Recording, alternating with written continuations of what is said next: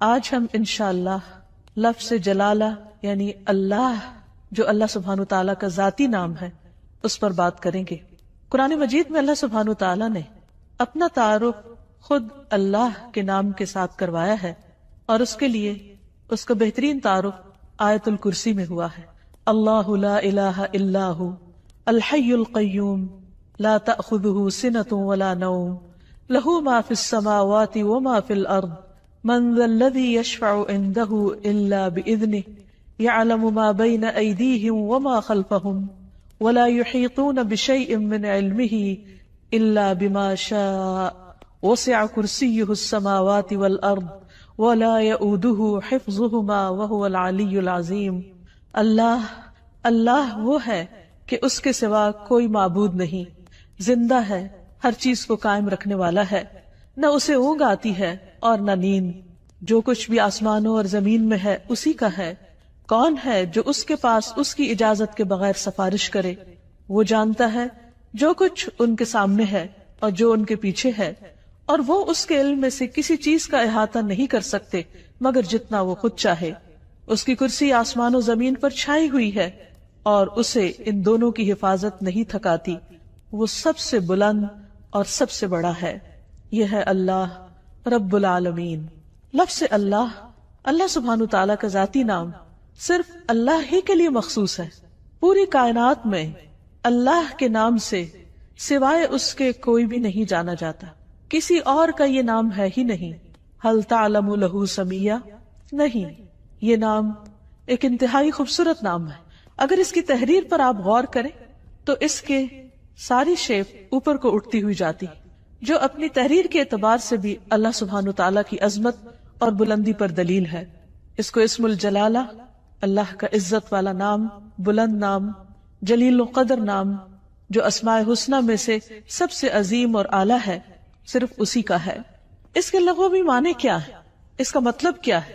اس کی اصل الالہ ہے، لیکن باقی اسماء کے ساتھ جب ال لگتا ہے تو الگ پڑھا جاتا ہے۔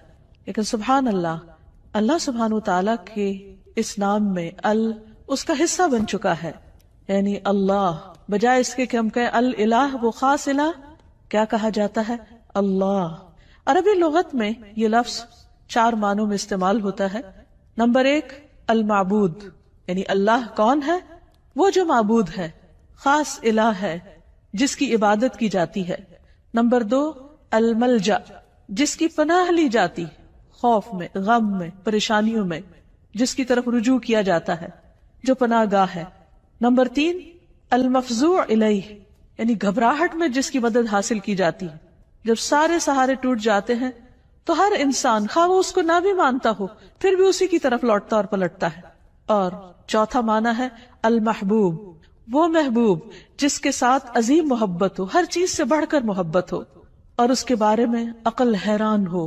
لا تدرکہ الابصار، جس کو نگاہیں نہ پا سکتی ہوں، وہ یدرک الابصار، اور وہ سب نگاہوں کو دیکھتا ہے، جانتا ہے کہ کون سی نگاہ کس طرف اٹھی ہے۔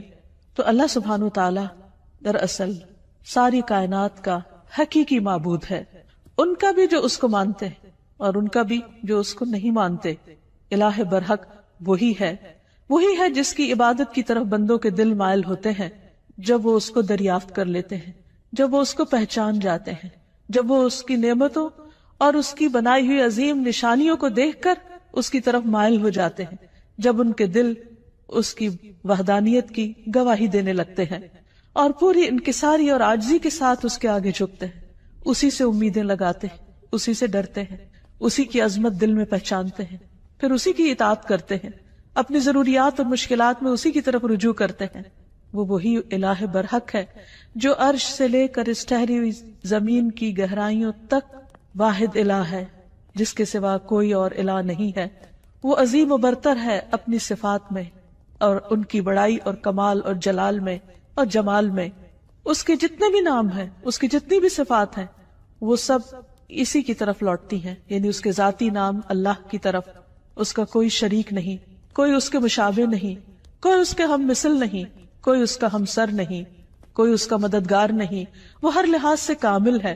اللہ جو دلوں کے لیے باعث راحت ہے، جس کا ذکر، جس کا تصور جس کا خیال اور جس پر ایمان دلوں کے اطمینان کا ذریعہ ہے۔ انسان جب اس کو دریافت کر لیتا ہے، جب اس کو پا لیتا ہے، جب اس کو پہچان لیتا ہے، تو پھر ہر چیز سے بے نیاز ہو جاتا ہے۔ اللہ جل جلالہ کا یہ نام قرآن مجید میں سب سے زیادہ استعمال ہوا ہے۔ 2500 سے زیادہ بار لفظ اللہ قرآن مجید میں مختلف جگہوں پر آیا ہے، مختلف آیات میں، اور جس آیت میں اللہ سبحانہ تعالیٰ کا تعارف کروایا گیا وہ آیت الکرسی قرآن مجید کی سب سے بڑی آیت شمار ہوتی ہے۔ ابی ابن کعب سے مروی ہے کہ نبی صلی اللہ علیہ وسلم نے ایک مرتبہ ان سے پوچھا کہ قرآن کریم میں سب سے عظیم آیت کون سی ہے؟ انہوں نے کہا اللہ اور اس کا رسول جانتے۔ نبی صلی اللہ علیہ وسلم نے ان سے پھر کئی بار پوچھا تو اس پر انہوں نے عرض کیا آیت الکرسی۔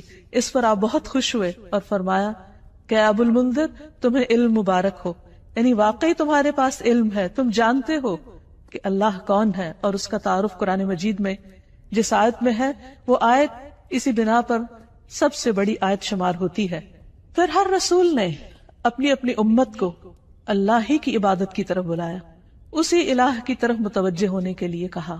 قرآن مجید سے ہمیں پتہ چلتا ہے کہ جس قوم میں بھی کوئی نبی جو آیا اس نے لوگوں کو اللہ کی عبادت ہی کی دعوت دی۔ ارشاد باری تعالیٰ ہے وَلَقَدْ بَعَثْنَا فِي كُلِّ أُمَّةٍ رَسُولًا أَنِ اعْبُدُوا اللَّهَ وَاجْتَنِبُوا الطَّاغُوتَ۔ ہم نے ہر امت میں ایک رسول بھیجا جو انہیں یہی کہتا تھا کہ لوگوں اللہ کی عبادت کرو اور طاغوت سے بچو، یعنی غیر اللہ کی عبادت سے بچو۔ نبی صلی اللہ علیہ وسلم نے بھی لوگوں کو اللہ سبحانہ تعالیٰ ہی کی عبادت کی طرف بلایا۔ ربیہ بن عباد دیلمی سے روایت ہے، یہ وہ صحابی ہیں جنہوں نے جاہلیت کا زمانہ بھی پایا اور پھر مسلمان ہو گئے۔ تو یہ کہتے ہیں کہ انہوں نے نبی صلی اللہ علیہ وسلم کو ذو المجاز نامی بازار میں دیکھا، آپ لوگوں کو لا الہ الا اللہ کی دعوت دے رہے تھے اور فرما رہے تھے کہ یا ایھا الناس قولوا لا الہ الا اللہ تفلحوا، اے لوگو لا الہ الا اللہ کہہ دو تو تم فلاح پا جاؤ گے۔ وہ کہتے ہیں کہ آپ صلی اللہ علیہ وسلم گلیوں اور بازاروں میں داخل ہو رہے تھے، لوگ آپ کے پیچھے جاتے، آپ کے ارد گرد جمع ہو جاتے، کوئی ان سے کچھ نہیں کہہ رہا تھا اور آپ خاموش ہوئے بغیر اپنی بات دہرائے چلے جا رہے تھے، اے لوگو لا الہ الا اللہ کہہ دو فلاح پا جاؤ گے، اے لوگو لا الہ الا اللہ کہہ دو فلاح پا جاؤ گے۔ گویا انسان کی کامیابی، اس کی نجات، اس کی فلاح کا انحصار اس بات پر ہے کہ وہ ایک اللہ کو اپنا معبود سمجھے اور اس پر ایمان لے آئے۔ یہی سٹیپنگ سٹون ہے سیدھے راستے کی طرف، کامیابی کی طرف۔ اسی طرح بلحجیم قبیلہ کے ایک آدمی سے روایت ہے، وہ کہتے ہیں کہ میں نے پوچھا اے اللہ کے رسول صلی اللہ علیہ وسلم آپ کن چیزوں کی طرف دعوت دیتے ہیں، یعنی آپ کی دعوت کیا ہے، آپ لوگوں کے لیے کیا میسج لے کر آئے؟ آپ نے فرمایا میں اس اللہ کی طرف دعوت دیتا ہوں جو یکتا ہے، بس ایک ہے، وہ اللہ کہ جب تم پر کوئی مصیبت آتی ہے اور تم اسے پکارتے ہو تو وہ تمہاری مصیبت کو دور کر دیتا ہے، جب تم کسی بیابان اور جنگل میں راستہ بھول جاتے ہو اور تم اس سے دعا کرتے ہو تو وہ تمہیں اپنے اصل مقام تک پہنچا دیتا ہے، جب تم قحط سالی میں مبتلا ہوتے ہو اور اس سے دعا کرتے ہو تو وہ پیداوار ظاہر کر دیتا ہے۔ تو اس سے پتہ یہ چلتا ہے کہ ہر انسان کے اندر اللہ کی ایک ضرورت موجود ہے۔ جب وہ دیکھتا ہے کہ اس کے آس پاس کے سب سہارے گم ہو گئے ہیں تو وہ اس ہستی کو پکارتا ہے جس نے اس کو پیدا کیا اور جس نے اس کے ساتھ ضروریات رکھی اور ان ضروریات کو پورا کرنے کا انتظام بھی فرمایا۔ انسان اپنی فطرت میں اپنے رب کو پہچانتا ہے، لیکن اس کا ماحول اس کو مختلف طرح کے اندھیروں میں رکھ کر اس رب سے دور کر دیتا ہے۔ رسول اللہ صلی اللہ علیہ وسلم نے دراصل لوگوں کو انہی اندھیروں سے نکالا، من الظلمات الی النور، من الظلمات الی النور، اندھیروں سے روشنی کی راہ دکھائی اور انہیں اپنے رب کے ساتھ جوڑا۔ پھر یہ کہ لفظ اللہ کے کچھ خصائص بھی ہیں۔ اس لفظ کی سب سے پہلی خصوصیت ہے کہ یہ اللہ سبحانہ وتعالیٰ کا اسم اعظم ہے۔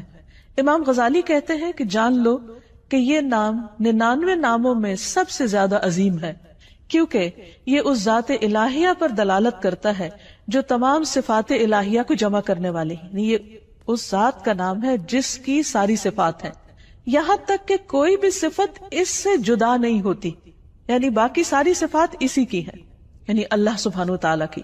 پھر ہم دیکھتے ہیں کہ یہ نام ہر حدیث میں وارد ہوا ہے۔ نبی صلی اللہ علیہ وسلم کی جتنی بھی حدیثیں، ان کے شروع میں ہر جگہ آتا ہے قال رسول اللہ صلی اللہ علیہ وسلم یا عن النبی صلی اللہ علیہ وسلم. تو حدیث کا جتنا بھی ذخیرہ ہے، جتنا بھی خزانہ ہے، اس میں سے ہر حدیث میں اللہ سبحانہ وتعالیٰ کا نام آتا ہے، اسی کی طرف نسبت جاتی ہے. پھر اسی طرح تمام اسماء حسنہ کی نسبت اللہ کی طرف ہے. وَلِلَّهِ الْأَسْمَاءُ الْحُسْنَى، اور اللہ ہی کے لیے ہیں سارے اچھے اچھے نام. فَادْعُوهُ بِهَا، بس تم اس کو ان ناموں کے ساتھ پکارو. یعنی کیسے کہا جاتا ہے؟ اللہ کون ہے؟ وہ جو الرحمن، الرحیم، القدوس، السلام ہے. یعنی یہ سب اللہ کے نام ہیں. یہ نہیں کہا جاتا کہ اللہ الرحمن کا نام ہے یا اللہ العزیز کا نام ہے. نہیں، العزیز اور الرحمن دراصل اللہ سبحانہ وتعالیٰ کے نام ہیں یا اس کی صفات ہیں. پھر یہ ہے کہ یہ نام سب سے زیادہ پکارا جاتا ہے. مثلاً دعاؤں کو اگر ہم دیکھیں، نبی صلی اللہ علیہ وسلم نے اللہ سبحانہ وتعالیٰ کو جن ناموں سے پکارا ان میں سب سے زیادہ یہی نام آتا ہے اللہم کے ساتھ. خود درود شریف کا آغاز بھی اللہم کے ساتھ ہوتا ہے. تو اللہ ہے، اللہ تو میم آخر میں جو مشدد ہے، یہ کیا چیز ہے؟ یہ دراصل عربی کا ایک قاعدہ ہے، شروع میں یا کا لفظ لگانے کی بجائے آخر میں میم کا مطلب ہے یہاں پر یا. جیسے ہم کہتے ہیں یا اللہ، تو اسی طرح اللہم کا مطلب ہے اے اللہ. حسن بصری کہتے ہیں اے اللہ دعاؤں کے مرکز. جب مانگنے والا کہتا ہے یا اللہ میں تجھ سے سوال کرتا ہوں، گویا وہ یہ کہتا ہے کہ میں اس اللہ سے دعا کرتا ہوں جس کے سب اچھے اچھے نام ہیں اور جس کے بلند نام اور بلند صفات ہیں. پھر یہ بھی یاد رکھیے کہ مخلوق میں سے کسی کے اندر آج تک جرت نہیں ہوئی کہ وہ اپنا یا کسی اور کا نام اللہ رکھ دے. اللہ سبحانہ وتعالیٰ نے سب کی زبانیں پکڑ رکھی کہ یہ نام اس کے سوا کوئی اور رکھ ہی نہیں سکتا، یہ صرف اسی کی خصوصیت ہے. اور پھر یہ کہ تمام امتیں اس نام سے متعارف ہیں، کوئی اس نام کا انکار نہیں کرتی. پھر اسی طرح ہم دیکھتے ہیں کہ ہماری نماز کے ہر ایکشن میں یہ نام لیا جاتا ہے. مثلا نماز کا آغاز ہوتا ہے تکبیر تحریمہ سے. آغاز میں پہلا لفظ ہی کیا ہے؟ اللہ اکبر، اللہ سب سے بڑا ہے. پھر دعا استفتاح ہے، اس میں آتا ہے سبحانک اللہم و بحمدک، اللہ کا نام ہے. رکوع میں ہم جو دعائیں مانگتے ہیں ان میں سے دعا ہے سبحانک اللہم ربنا و بحمدک. پھر قومہ میں جب کھڑے ہوتے ہیں سمع اللہ لمن حمدہ. پھر سجدے میں جاتے ہیں تو کہتے ہیں اللہم لک سجدت، اے اللہ میں نے تیرے لیے سجدہ کیا. پھر تشہد کی دعاؤں میں سے ہے اللہم اغفر لی ما قدمت وما اخرت وما اسررت وما اعلنت، اے اللہ مجھے بخش دے جو بھی میں نے پہلے گناہ کیے، جو بعد میں کیے، جو چھپ کے کیے اور جو ظاہری طور پر کیے. پھر نماز کے اختتام کس پر ہوتا ہے؟ السلام علیکم ورحمۃ اللہ. اس میں بھی اللہ کا نام لیا جاتا ہے. تو گویا پورا دن ہم اس کی تکرار کرتے رہتے ہیں، نمازوں کے اندر بھی اور نمازوں کے باہر بھی. دن کا آغاز ایک مسلمان کس طرح کرتا ہے؟ سب سے پہلے دعا مانگتا ہے الحمدللہ الذی احیانا بعدما اماتنا. گویا آنکھ کھلتے ہی پہلا لفظ جو اس کی زبان پر آتا ہے وہ اللہ کے شکر کا ہے، الحمدللہ. پھر اسی طرح مختلف کام کاج کرتے ہوئے اگر چھینک آ جاتی ہے تو الحمدللہ. کسی اچھی چیز کو دیکھتا ہے انسان تو سبحان اللہ، اللہ کی قدرت یاد آتی ہے. پھر کسی چیز پر حیران ہوتا ہے کہتا ہے ماشاء اللہ. پھر اسی طرح کوئی گناہ ہو جاتا ہے تو کہتا ہے استغفر اللہ. بلندی کی طرف چڑھنے لگتا ہے تو کہتا ہے اللہ اکبر. نیچے کو اترنے لگتا ہے تو کہتا ہے سبحان اللہ. پھر اسی طرح دن کے سارے کام کاج کرتے ہوئے جب رات کو سونے لگتا ہے تو دائیں طرف لیٹتے ہوئے اپنا دائیں ہاتھ اپنے دائیں گال کے نیچے رکھ کر اپنے رب کو پکارتا ہے اللہم بسمک اموت و احیا.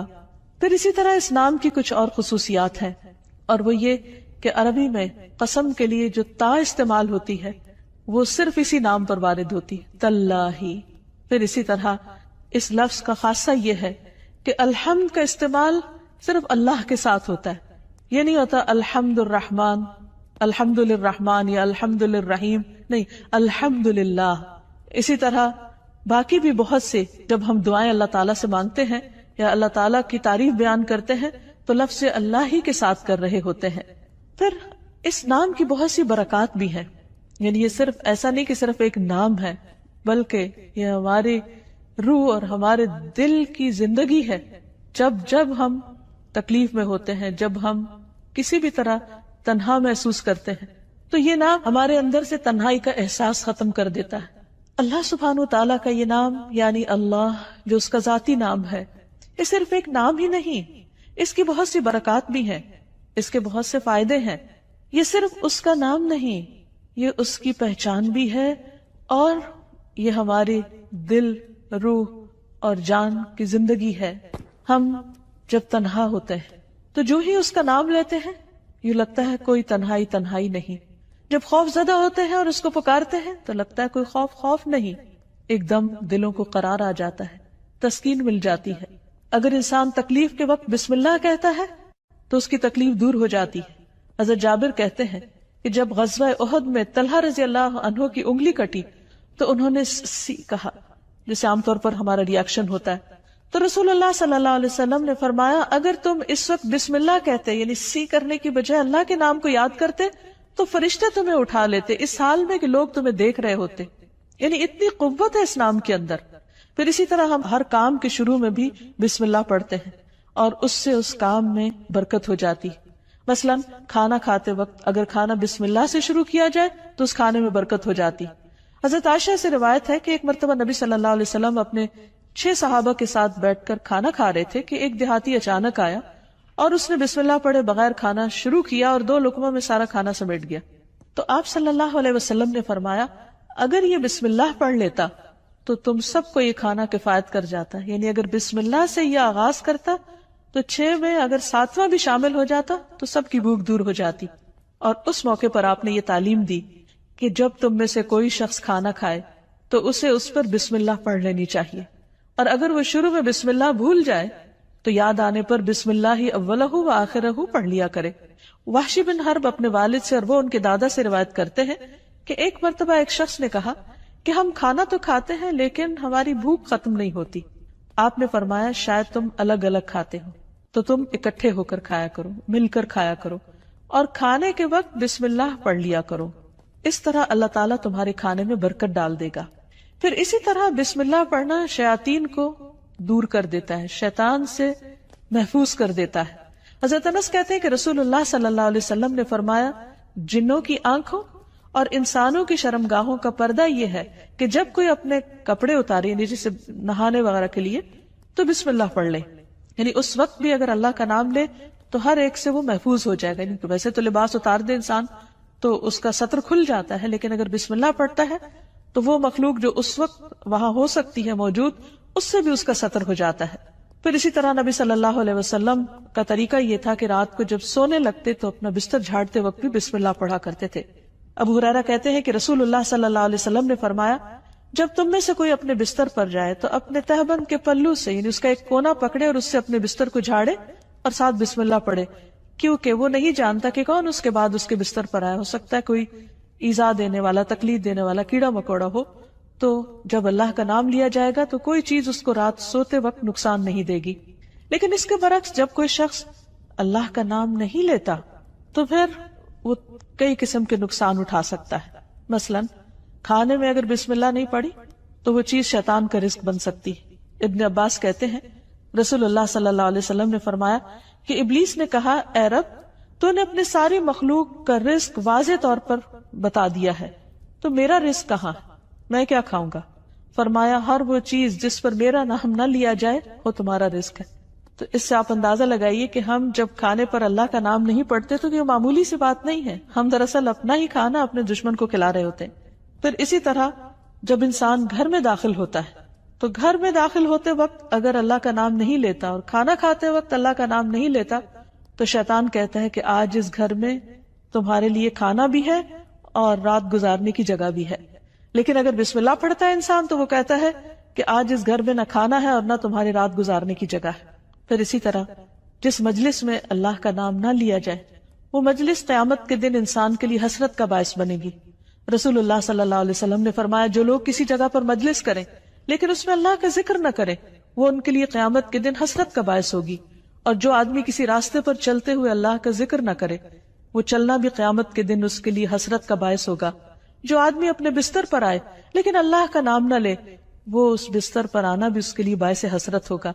یعنی زندگی میں کوئی بھی کام کاج کرتے وقت جب اس کام کاج میں اللہ کا ذکر نہیں ہوتا، اللہ کی یاد نہیں ہوتی، اللہ کا نام نہیں ہوتا تو قیامت کے دن ایسے سارے اعمال انسان کے لیے حسرت و یاس کا ذریعہ بن جائیں گے. کیونکہ جس کام کو انسان بسم اللہ پڑھ کر شروع کرتا ہے وہ کام اس کے لیے عبادت ہو جاتا ہے. کھانا کھانا بظاہر صرف دنیا کا ایک کام ہے، یعنی دنیاوی کام ہے، بظاہر دیکھنے میں کوئی عبادت نہیں ہے، لیکن صرف بسم اللہ پڑھ کر جب آغاز کرتا ہے انسان تو وہ سارا کھانے کا عمل اس کے لیے عبادت بن جاتا ہے. اللہ کا نام لے کر انسان اپنے بستر میں جاتا ہے تو وہ سونا عبادت بن جاتا ہے.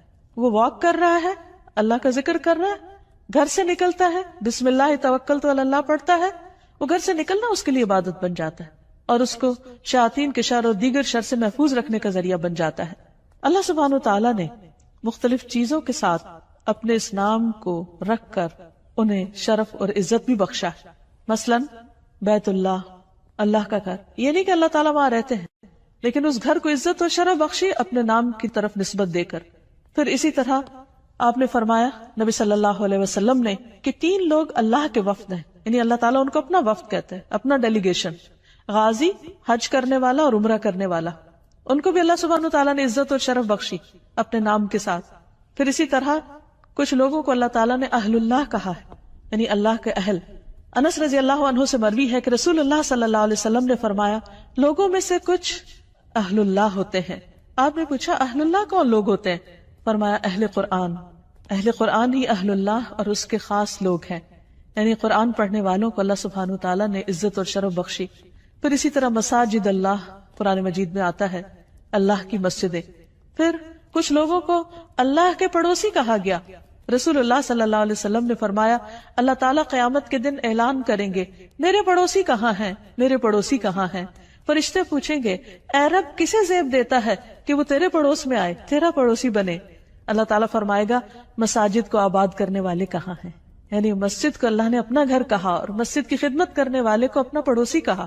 پھر اسی طرح جو لوگ اللہ کے دین کی خدمت کریں، اس کی مدد کریں، ان کو اللہ تعالیٰ نے انصار اللہ کہا اور اس کے لیے دعوت عام بھی دی.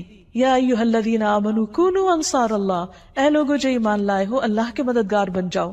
پھر اسی طرح قوم سمود کی اونٹنی کو جو خاص نشانی کے طور پر ظاہر ہوئی اس کو ناقۃ اللہ، اللہ کی اونٹنی کہا.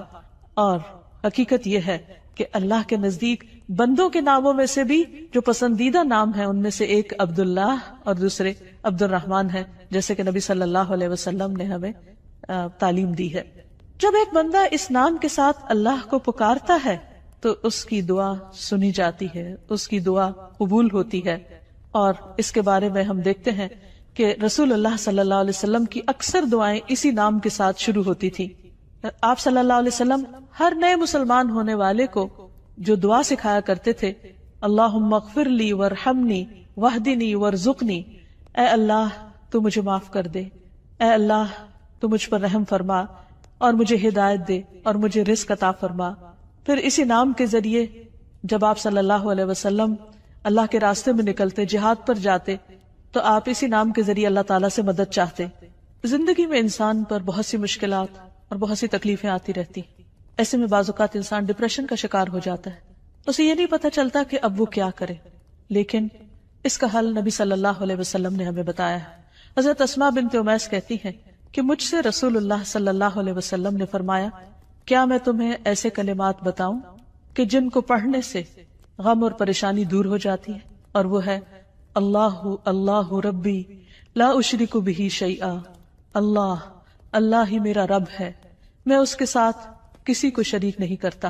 جب انسان کثرت سے اس کی تکرار کرتا ہے تو بڑے سے بڑا رنج اور غم دور ہو جاتا ہے، کیونکہ نبی صلی اللہ علیہ وسلم نے جو بھی ہمیں تعلیم دی ہے وہ دراصل اللہ سبحانہ تعالیٰ ہی نے آپ کو دی تھی، اور اسی کی روشنی میں آپ نے وہ تمام چیزیں ہمیں سکھائیں.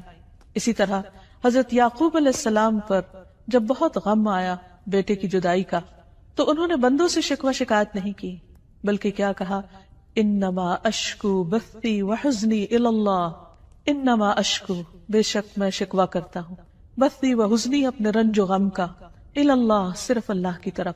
اور حقیقت یہ ہے کہ جب انسان ایسی حالت میں اللہ کی طرف رجوع کرتا ہے تو اللہ سبحانہ وتعالیٰ اپنے غیب کے خزانوں سے اس کی مدد کرتا ہے اور اس کو تنہا نہیں چھوڑتا، اس کو تھام لیتا ہے.